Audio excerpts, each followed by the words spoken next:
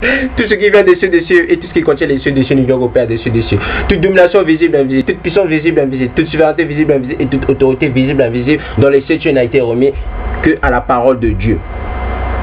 Bien. Je vais prendre 2 Samuel 5, 22, 25. 2 Samuel 5, 22, 25. Qu'est-ce que ça dit? Cette vidéo-ci, elle décrit à quoi sert de se souvenir des fêtes. À quoi sert de se souvenir des choses? Les souvenirs vont avec les conceptions, vont avec les idées, vont avec l'esprit. Celui qui ne se souvient pas de ces choses, celui qui n'aime pas se souvenir de ces choses, celui qui n'aime pas se souvenir de n'importe quel élément dans le monde ici, c'est quelqu'un qui ne peut pas appréhender l'avenir, qui ne peut pas pousser un peu ses réflexions, qui ne peut pas essayer de deviner quel est son but. Parce que même si tu ne devines pas qu'est-ce que ton but, à plus forte raison, comment tu sauras quel est ton but si tu n'arrives pas à deviner déjà la base des choses. Mes soeurs, mes frères, on est dans le vif du sujet. J'avais dit 2 Samuel 5 22-25. Les Philistins montèrent de nouveau pour attaquer se déployer dans la vallée de Réphaïm. Daoud consulta l'Éternel et l'Éternel dit: tu ne monteras pas, contourne-les par derrière et tu arriveras sur eux vis-à-vis des mûriers. Quand tu entendras un bout de pas dans les cimes des mûriers, alors dépêche-toi, car c'est l'Éternel qui marche devant toi pour battre l'armée des Philistins. Daoud fit ce que l'Éternel lui avait ordonné et il porta des coups aux Philistins depuis Géba jusqu'à Gézer. Bon, vous avez me dit c'est qui les Réphaïm? Les Réphaïm, ce sont pas des Néphilim. Vous avez me dit c'est quoi? Qu'est-ce qu'il raconte ce frère? Laissez-moi un peu de temps mes frères que je vous aime beaucoup. Mes frères et mes soeurs que j'aime tant. Réphaïm, ce sont des géants. Il y a les Anakim, il y a les Zouzumim, ce sont des géants, il y a les Néphilim. Donc les Néphilim font partie des attributs des gens. Vous voyez? C'est comme ce sont des races de démons. Et les enfants de Néphilim existent bel et bien. Lisez Abdias, vous allez voir qui sont les enfants de Lucifer. Bien. Donc là on parle des Réphaïm. Les Réphaïm, ce sont des géants. Bien. Donc, où se trouvaient les géants avant? Les gens se trouvaient en Afrique. Donc, ceux qui ne savent même pas que l'Afrique, l'origine des géants se trouve en Afrique. L'origine de Ève, de Adamou, parce que Adamou veut dire noir, d'accord? Allez-y faire des recherches. Adamou veut dire noir. Même le mot même Adam veut dire noir si on voit bien. Moi j'ai fait mes propres recherches. J'ai trouvé que les vrais Israélites sont noirs. Il y a 1876 de cela, ils avaient déjà découvert que les vrais Israélites sont noirs. Bien. Pour l'instant, je ne suis pas là.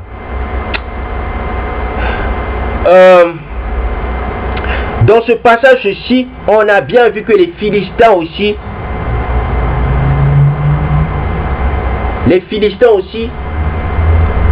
c'était aussi des géants. Parce que Goliath était aussi un géant. Vous voyez? Donc, les enfants des anges se sont accouplés avec des femmes égyptiennes. Vous voyez? Parce que les Philistins sont des Égyptiens, sont des Misraïm. Donc, c'est pour ça l'Éternel a pris les Israélites, les a mis à part. Parce que Israël ne s'est pas couplé avec des enfants de géants. Vous voyez? Vous arrivez à me comprendre un tout petit peu, mes frères, mes soeurs. Bon. Je vais prendre 2 Samuel 8, 1, 3. Après cela, Daoud battit les Philistins et les humilia. Et il leur prit le contrôle de leur capitale. Il battit les Moabites et les mesura avec un ruban en les faisant se coucher par terre. Il mesura 2 rubans à mettre à mort et un plein ruban à laisser en vie. Les Moabites furent asservis à Daoud, lui payèrent un tribut. Daoud battit Hadadézer, fils de Rehob et roi de Tchoba, lorsqu'il alla rétablir sa domination sur l'Euphrate. Bien. Nombreux vont dire où se trouve l'Euphrate. Bon, J'ai juste pris ça pour vous faire comprendre quelque chose. Nombreux vont se dire où se trouve l'Euphrate. Mais l'Euphrate se trouve en Afrique. Pourquoi je le dis? C'est logique, d'accord? Là, je ne vous parle pas d'Israël. Je ne vous parle pas d'Israël. Hein? Soyons, comment je peux dire? Ne mélangez pas les pinceaux avec de la nourriture. Hein? Les pinceaux se mélangent avec des peintures. Avec de la peinture, ça ne se mélange pas avec des pinceaux. Bon, donc comme j'ai dit, là je parle de l'Euphrate. Si je l'ai démontré, avant que Wikipédia le démontre, je l'ai démontré que Guillaume se trouve en Afrique. Il n'existe qu'un seul Guillaume, il n'existe pas deux Guillaume. À moins que celui qui va me dire qu'il existe deux Guillaume, il est fou. Il est dépourvu d'intelligence, il est stupide. D'accord? Bien. Donc là, quand on dit que David a dominé l'Euphrate, l'Euphrate se trouve, c'est le fleuve du Congo. D'accord? C'est ça l'Euphrate. Je ne vous parle pas d'Israël. On laisse Israël à part, on parle que de l'Euphrate. L'Euphrate se trouve sur le fleuve du Congo. Vous voyez? Prenez 2 Chroniques 33, 2 Chroniques 32. Vous allez bien comprendre qu'est-ce que je veux dire. Prenez Wikipédia, tapez le Nil Blanc, vous allez comprendre que Guillaume se trouve en Afrique. Guillaume, c'est le fleuve, c'est le Nil Blanc. D'accord, si je ne me trompe pas. C'est le Nil Blanc, Guillaume. Bien. On va prendre encore un autre passage des Écritures. Mes frères, mes soeurs, on va essayer de prendre Esther. Esther, on va voir les souvenirs. À quoi servent les souvenirs? Laissez-moi un peu de temps.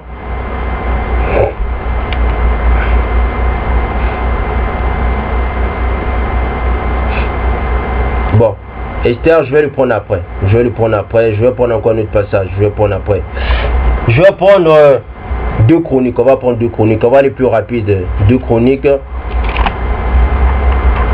2 Chroniques 8. Hein? 2 Chroniques 8. 2 Chroniques 8. 12, 13.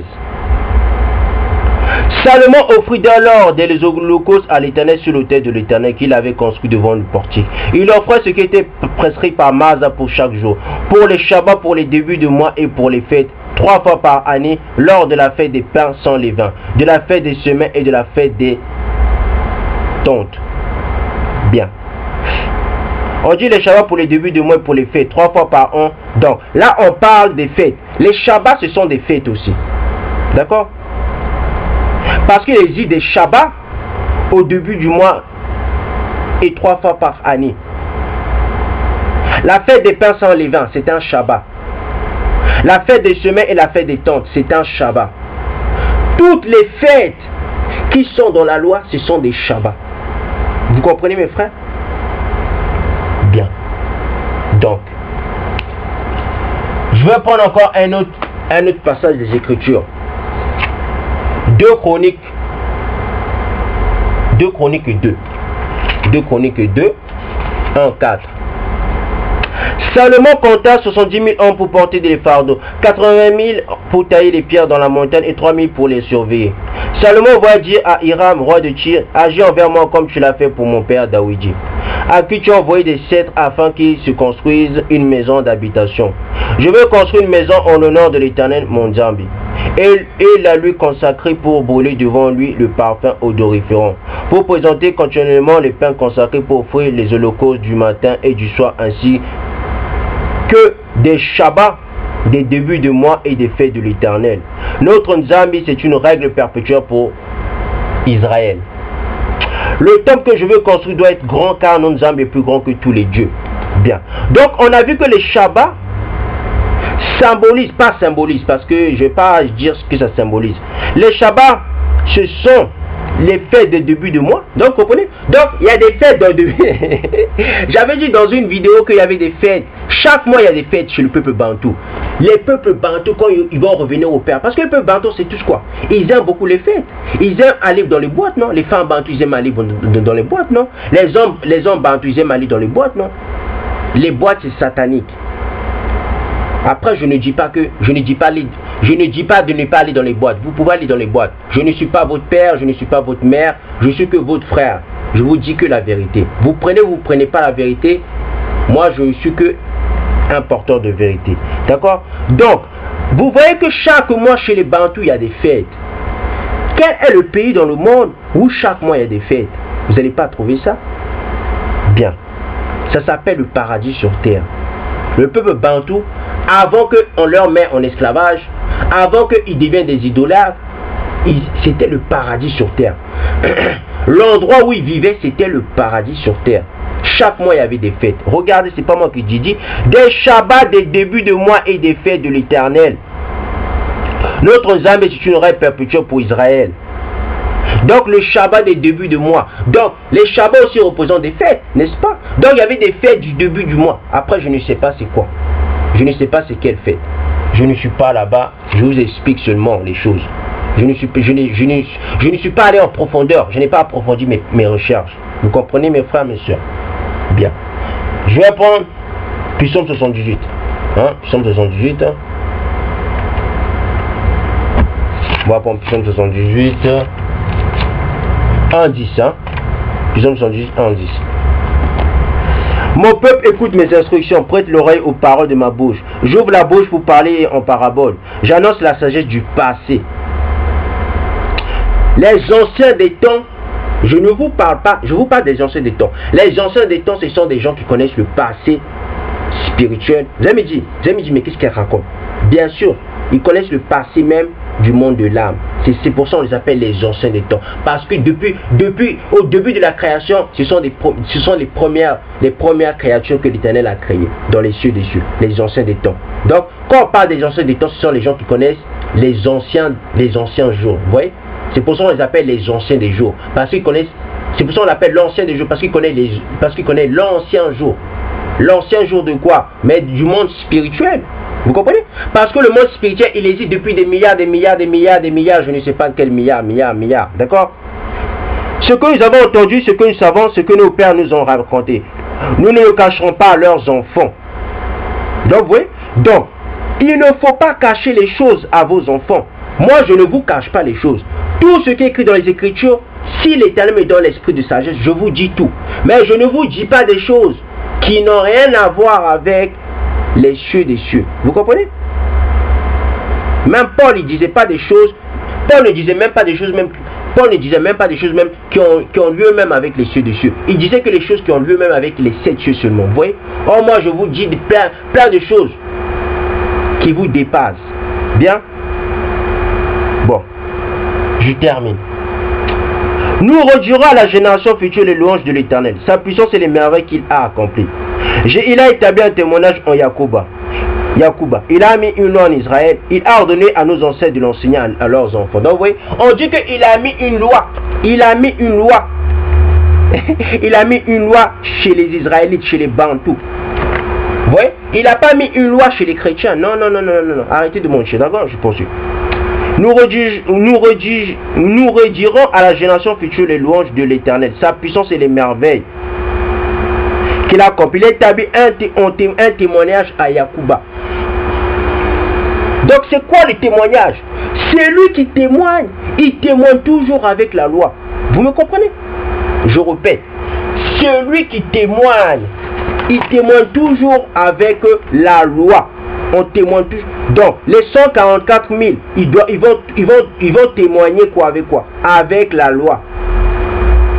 Celui qu'on peut dire qui a l'Esprit Saint, il témoigne toujours avec la loi. Vous comprenez? Je poursuis. Celui qui aime la vérité, il témoigne toujours avec la loi. C'est pour ça dans la plupart de mes vidéos, je parle toujours du moral. Le moral. Je fais toujours état de morale. Vous comprenez? Parce que la loi. Si je ne vous parle pas de la loi, peuple bantu, tu ne vas jamais aimer ton frère. Si je ne te parle pas de la loi. Tu vas toujours aimer l'argent. Toi aussi, ma soeur, tu vas toujours aimer tes cheveux. Et quoi encore? Tu vas toujours avoir un front haut. D'accord? Toujours aussi l'argent. Toi aussi, tu vas essayer d'aimer l'argent. Bien? D'accord? Je poursuis. Il a établi un témoignage en Yacouba. Il a mis une loi en Israël. Il a ordonné à nos ancêtres de l'enseigner à leurs enfants. Donc vous voyez, on dit la loi pour leur enseigner à vos ancêtres et à vos enfants. Toi ma soeur Bantou, toi mon frère Bantou qui m'écoute, enseigne la loi à tes enfants. Bien. Pour que la génération future serve des enfants à naître, la connaissent et que devenus grands, ils en parlent à leurs enfants. Donc vous voyez, la loi est éternelle, c'est pas moi qui le dis. Donc toi ma soeur, mon frère, enseigne la loi à ton enfant. Ton enfant aussi doit enseigner la loi, ainsi de suite, jusqu'à des temps sans fin. La loi est éternelle.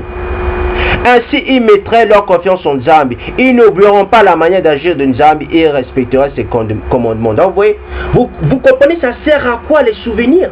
Un peuple qui ne se souvient pas de son passé, c'était un peuple, regardez, c'était un peuple qui est comme nous. Nous, même les chiens sont mieux traités que les Bantous. Les chiens sont mieux traités, même les chats sont mieux traités que le peuple noir. Même les chiens sont mieux traités que le peuple noir. Le peuple noir le sait. D'accord? Je poursuis. Ainsi, ils ne seraient pas comme leurs ancêtres. Une génération désobéissante et rebelle. Une génération dont le cœur était inconstant et dont l'esprit n'était pas fidèle à Nzambi. Donc, vous voyez? Donc, regardez. Excusez-moi. Il faut qu'on arrive à se comprendre. Celui qui est fidèle, il respecte la loi. Un Bantou chrétien, c'est une prostituée ou bien un prostitué, d'accord? Vice versa avec la femme. Je répète, un Bantou qui n'aime pas la loi, un Bantou qui est chrétien, qui va que dans les églises là-bas, quand le Bantou on lui dit la vérité, il n'accepte pas, il a l'esprit de prostitution. Parce qu'un Bantou doit apprendre à respecter la loi. En respectant la loi, il est fidèle. Un Bantou qui n'est pas dans la loi, il est infidèle à l'Éternel. Vous me comprenez? Psaume 78, 8. Les hommes d'Éphraïm armés de leurs arcs ont tourné le dos le jour du combat. Ils n'ont pas gardé l'alliance de Nzambi. Ils ont refusé de se conformer à sa loi. Vous comprenez? La République démocratique du Congo souffre parce qu'ils ne respectent pas la loi de l'Éternel. Quand on leur parle de la loi, ils disent ça c'est pas nous. Ça, nous on est les chrétiens. Nous on prie Jésus-Christ. Voilà pourquoi vous souffrez. Christ ne vient pas avec le nom Jésus-Christ. Ah oui. Apprenez les Écritures, d'accord? Personne au monde va venir me mentir, d'accord? Christ vient avec le nom, la parole de Dieu. Il vient avec le nom, je suis celui qui suis. Je vais faire une vidéo de toute façon. Non, je vais faire la deuxième et la troisième partie du mot. Quel est le nom de Christ? Est-ce que Jésus-Christ sauve? Bien. On va prendre un Maccabée, d'accord? Un Maccabée 3. On va prendre un Maccabée 3. Laissez-moi prendre un Maccabée 3.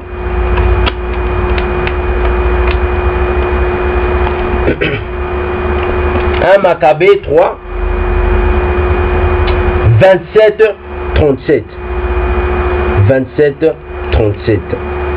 Lorsqu'il entendit ces récits, Antiochus fut pris d'une grande colère et il fit rassembler toutes les forces de son royaume. Une armée très puissante. Il ouvrit son trésor, distribua un an de soldes aux troupes et leur enjoignit de se tenir prêtes à toute éventualité. Il s'aperçut alors que l'argent manquait dans ses coffres et que le produit des impôts de la province était maigre, à cause des dissensions et du malheur qu'il avait provoqué dans le pays, en abrogeant les lois qui existaient depuis toujours. Il craignait de ne pas être à même de pouvoir aux dépenses et aux largeurs qu'il faisait auparavant d'une main généreuse. Surpassant cela ses prédécesseurs, l'anxiété s'empara de son âme. Il décida d'aller en Perse pour élever les impôts des provinces. Il ramassa beaucoup d'argent et laissa Lysia, homme illustre de parenté royale, à la tête de ses affaires.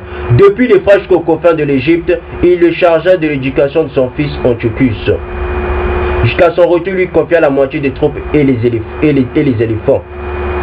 Il lui donna des instructions au sujet de toutes ses décisions pour ce qui est des habitants de la Judée et de Salama. Il devait envoyer contre eux une armée pour détruire la force d'Israël et le petit reste de Salama, et pour effacer leurs souvenirs de ce lieu. C'est la même chose que l'ONU est en train de faire. Vous comprenez? Je vais terminer. Le roi prit avec lui la moitié des troupes restantes et partit d'Antioche, capitale de son royaume. En l'an 147, il franchit l'Euphrate et passa par les provinces d'en haut. Bien. Dans ce passage-ci, on voit que Maccabée, le livre de Maccabée, parle des Bantous quand ils étaient en Grèce. D'accord? Maccabée, ce n'est pas un apocryphe. Maccabée, c'était un livre saint. Quand je dis c'est un livre saint, je peux dire c'est un livre qui est en lien avec le peuple Bantou. c'est une partie de l'histoire du peuple bantou, d'accord? Maccabée, ça parle des bantous quand ils étaient en esclavage au temps de la troisième bête, qui est quoi? La troisième bête de Daniel, c'est la Grèce. Donc, Maccabée parle du temps où les bantous étaient esclaves en Grèce. Vous comprenez, mes frères, mes soeurs? Donc, quand ils étaient esclaves en Grèce, il y a eu d'innombrables combats. Il y a eu beaucoup, il y a eu même 20 combats contre la Grèce. Si vous ne savez pas ça, les Bantous, ils ont combattu contre la Grèce à plusieurs reprises. Les Bantous d'avant, ils étaient des hommes forts. Ils n'étaient pas des lâches. Ils étaient forts comme Dawidi. Ils n'étaient pas des lâches. Mais nous, le Bantou de maintenant, on est devenus des lâches. Un lâche, il aime la justice. Un homme fort, il aime la justice. Vous savez ça? Bien. Donc, on dit que Antiochus, il a bel et bien existé Antiochus. Allez vous documenter sur Wikipédia, allez vous documenter sur YouTube si vous voulez. Peu importe, allez-y dans n'importe quel endroit. Allez-y savoir c'est qui Antiochus. Antiochus a bel et bien existé, d'accord? La Bible, c'est une histoire. Ce n'est pas une Bible religieuse, d'accord? C'est une histoire d'un peuple. Est-ce que c'est écrit les chrétiens étaient en Grèce? Non, c'est écrit Israël, Israël, d'accord? Donc, on dit qu'au temps où les Bantous étaient esclaves en Grèce, regardez, on dit, ils devaient envoyer contre eux une armée pour détruire la force d'Israël. Qu'est-ce que signifie la force? La force signifie le peuple.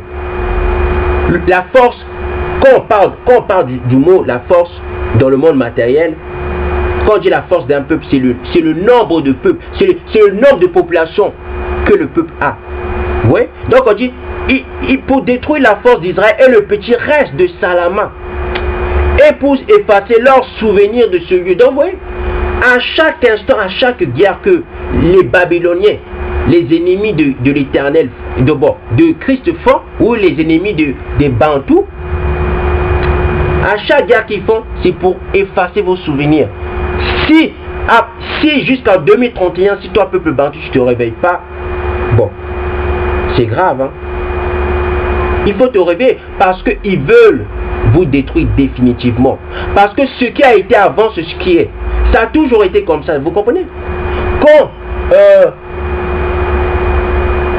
la civilisation grecque était là, ils voulaient détruire le peuple bantou, si vous ne savez pas. Même la civilisation gréco-romaine, là, la civilisation romaine qui sont là, ils veulent aussi détruire le peuple bantou.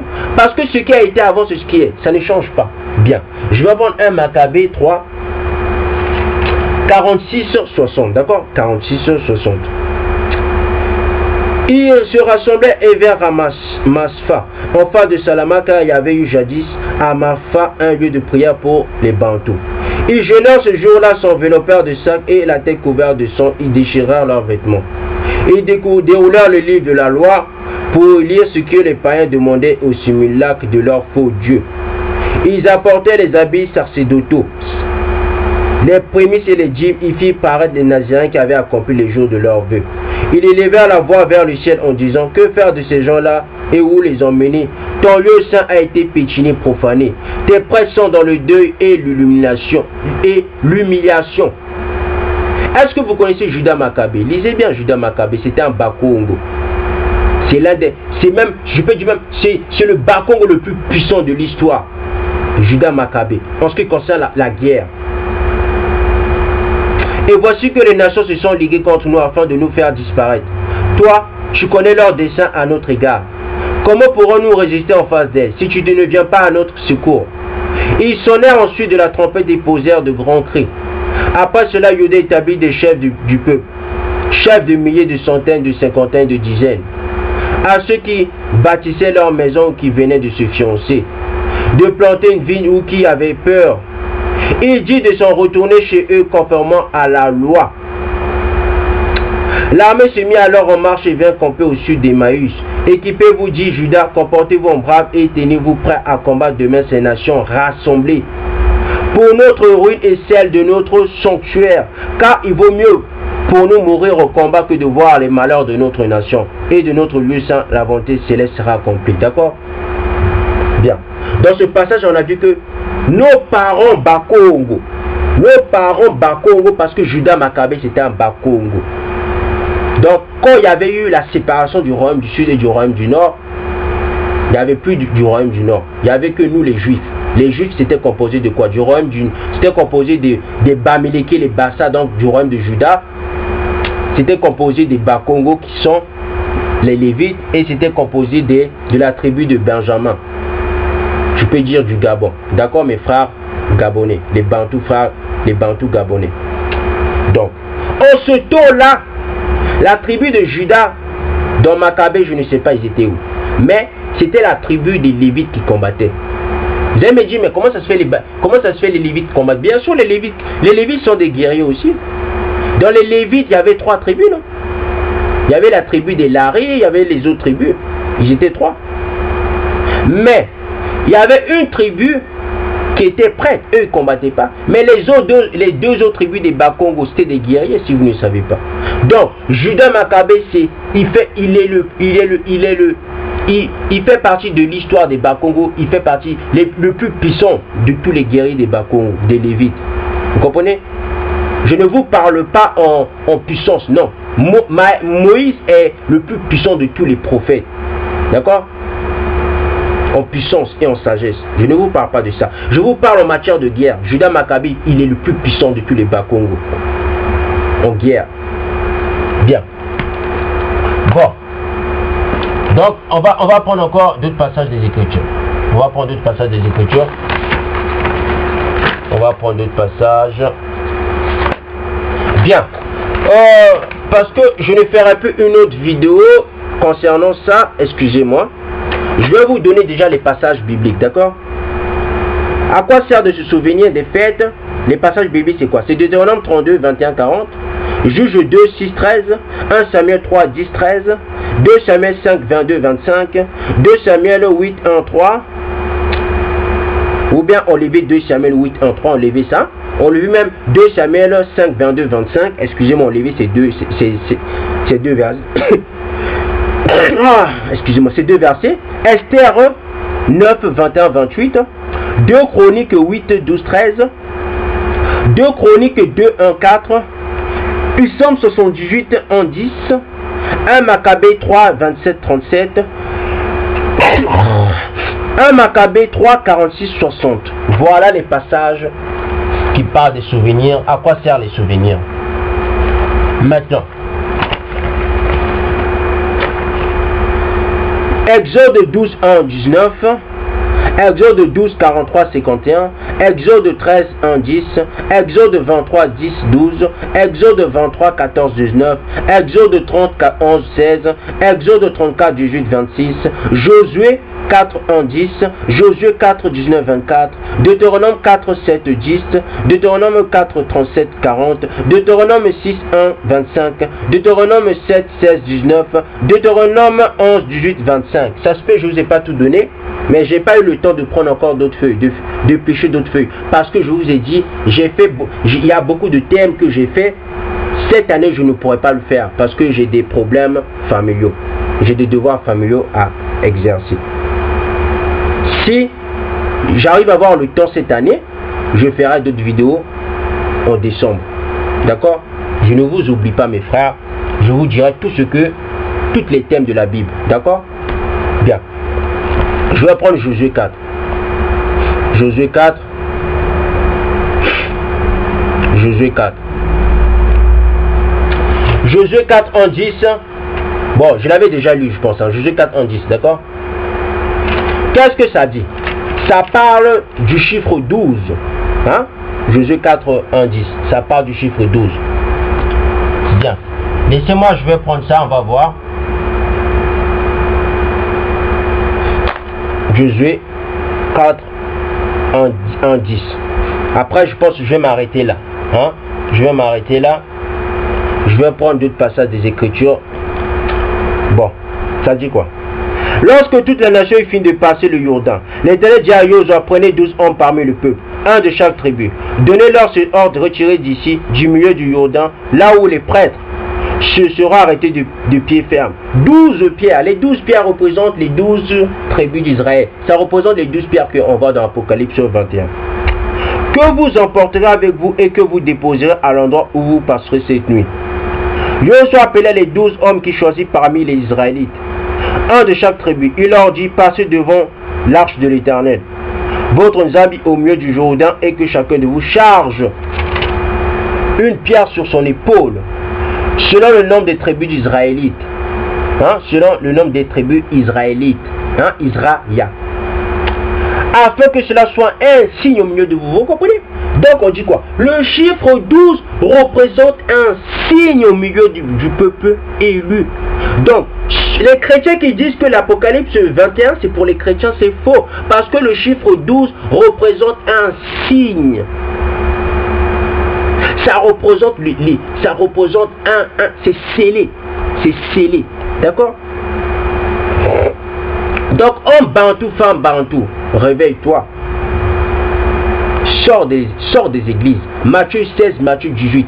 Christ lui-même, il dit que les églises, c'est le peuple élu et les autres nations, c'est pas l'église. C'est pas moi qui le dis. Lisez bien Matthieu 18, Matthieu 16. Je ne vous invente rien. Christ, le même Christ, lui, le même Christ que tout le monde dit que oui, je suis chrétien. Même Christ dit que l'église, c'est que le peuple bantou. Et il dit que, hormis l'église, il y a les autres peuples. Les autres peuples n'ont rien à voir avec l'église. Lisez bien Matthieu 18, c'est pas moi qui le dis. Donc, c'est un bantou qui est israélite, Israël, qui dit, moi je suis chrétien parce qu'il ne connaît pas l'écriture. Moi je peux rigoler parce que ça va me faire mal. Mais au fond de moi, ça va me faire encore très mal. Parce qu'il ne connaît pas l'écriture. Un Israélite, ce n'est pas un chrétien. Ce n'est pas possible. Ça n'existe nulle part. L'église, ça veut dire assemblée. Lisez Deutéronome 23. D'accord? Avant de venir dire que je suis chrétien, il faut d'abord savoir qui tu es. Il faut d'abord savoir que toi, un bantou, tu n'es pas un chrétien. Lisez bien Matthieu 18. D'accord, je poursuis. Afin que cela soit un signe au milieu de vous. Lorsque vos enfants demanderont un jour que signifie pour vous ces pierres, vous leur direz, l'eau du Jourdain a été coupée devant l'arche de l'alliance de l'Éternel. Lorsqu'elle a passé le Jourdain, l'eau du Jourdain a été coupée et ces pierres seront pour toujours un souvenir pour les Israélites. Donc vous voyez que les pierres là, ça représente un souvenir. Donc, les pierres là représentent un signe. Tant que le peuple bantou va exister dans le monde ici, les 12 pierres vont toujours représenter le peuple bantou. D'accord? Les chrétiens qui disent que non, moi je vais aller dans la Jérusalem céleste, ça ne vous appartient pas. D'accord? Même ça appartient même pas même aux noirs, ça appartient qu'au peuple bantou. D'accord? C'est l'héritage promis, l'héritage céleste. Lisez bien Hébreu, lisez bien Galates 4. D'accord? Bien.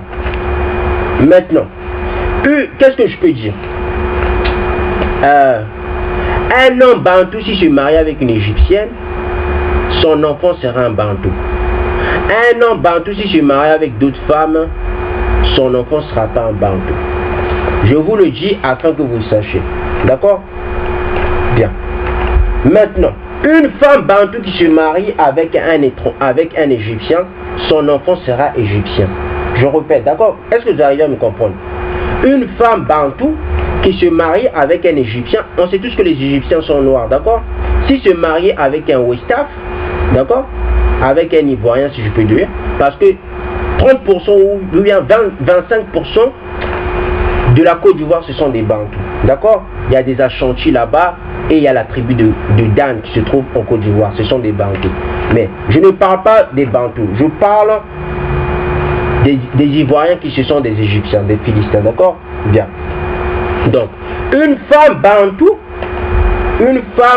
qui se marie avec un Égyptien, avec un Westaf, son enfant ne sera pas un bantou, d'accord?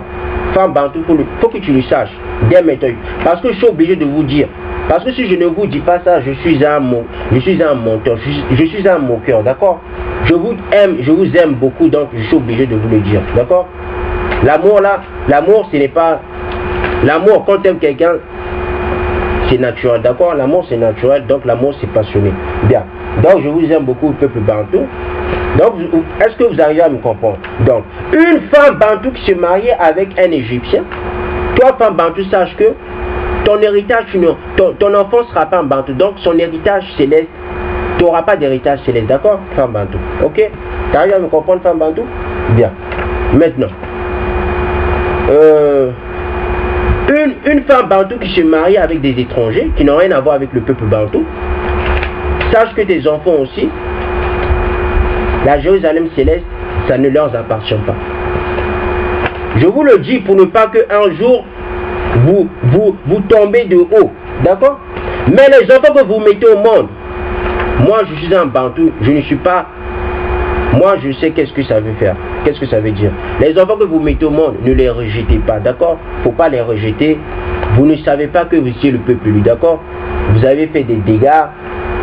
Vous ne savez pas, le manque de connaissances fait que vous ne connaissez pas, d'accord? Donc ne rejetez pas vos enfants, ne dites pas c'était un enfant de malheur que j'ai mis au monde, c'était un enfant que cet enfant là pourquoi je l'ai mis au monde. Non, aimez vos enfants, donnez de la douceur, apportez-leur ce qu'ils veulent.